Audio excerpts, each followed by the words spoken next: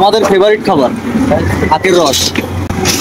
আমরা যে অঞ্চলে যাই আখের রস অবশ্যই যেখানে পাই সেখান থেকেই খাই।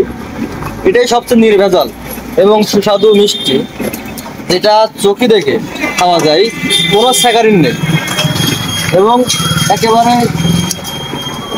নিরাপদ, যেটা শারীরিক মানসিক সব কাজেই উপকারী এই আখের রস।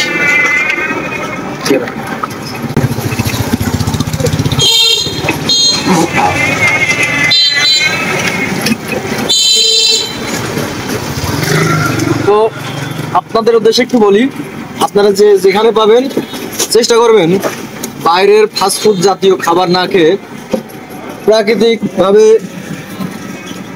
যেটা উৎপাদন হয় বাংলাদেশে সেই আখের রস খাওয়ার চেষ্টা করবেন। সবাই ভালো থাকবেন।